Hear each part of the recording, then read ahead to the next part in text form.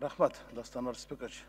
Азамат Талайбекович, мен сіз келгенде сүйіндім әлі да, азамат енем ақын деп біраз, ақиқатқа жақын деп, қалық ақын барбаса да қалыс ақын барды депші.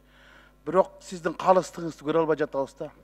Мен эми 2019 жылдан баяндамасын бұл жақтан оқыдым, сіздің баяндамаңыз башқа болды, бұл жақтағы баяндама башқа екен да. Асыресе бұл башқарушы органдың баяндамасы емес, атқарушы органдың отчеты болып қалыптыр да. Эми өткен жуманын этегинде биз бир нече саясий партиялар, анан саясий ишмерлер биригип бир шайлоого ынтымак менен барайын деп, анан ошону 2 мүнөттүк сюжеттин КТРга төлөп көрсөтүп койгула десек, 176 000 сомду алып, үгүт иштеринин тарифи менен. Анан кечинде кайта баш тартты. Жок, бул болбойт экен деп. Буну кандай түшүнсөк болот? Акаевдин убагында Карыпкуловдагы, Атамбаевдин убагында Карыпбековдагы мындай кара сантайлыкка барган жок эле го. Эмитен элди экиге бөлүп баштадыңарбы?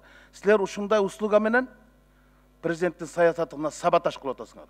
Шайлоо башталып эле шайтан оюндарды баштап атасыңар. БШКдан каттап кел дейт. БШКдан айтсак, БШК биз бербейбиз, айыл президенттин жарлыгы чыга элек. Шайлоо өнүктүгү жок, мындай эле көрсөтүш керек дейт.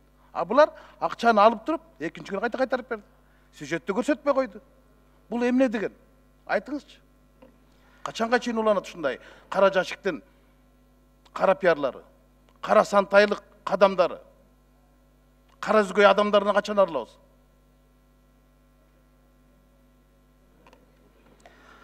Рахмат, Рыскел Чыныбекович. Биз жаңы директорду шайлаганда дагы 1 жылдан ашук иштешип атабыз.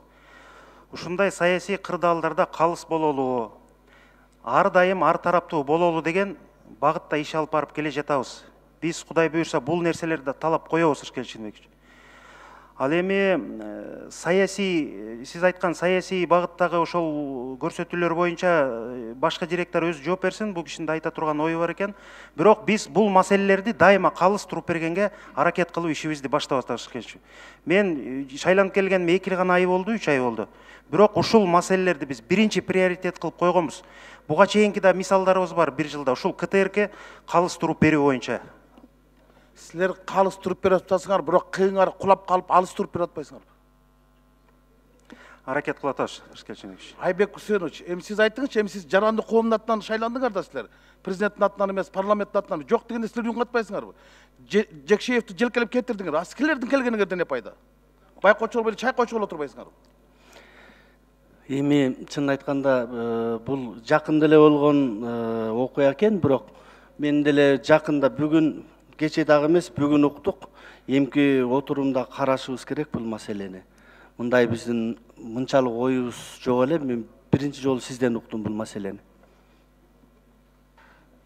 Рыскел Чыныбекович, мен жооп берип коеюнчу. Бул биздин позициябыз ошо расмий агитациялоо кампаниясы башталып электе, бардыгына ошо тең мүмкүнчүлүктөрдү түзүп, бардык ошо саясий партияларга да бирдей шарттарды түзүп берип, андан кийин эгерде башталгандан кийин ошондо чогуу баштайлы деген позициябыз ушундай, өзү ушундай. Буга чейин дагы партиялар кайрылышкан, алардан дагы биз баш тартканбыз.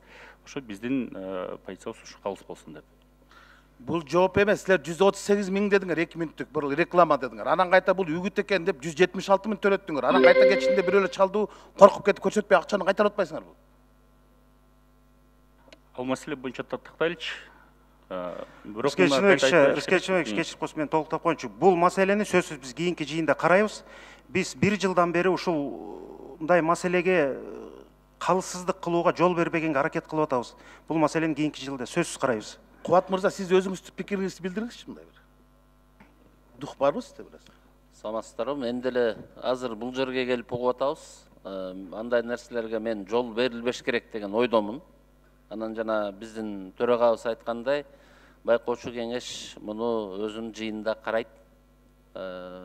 Буга чейин деле эгер тыйыны төлөнүп берилип, акчасы төлөнүп келген болсо, берилип эле келген негизи.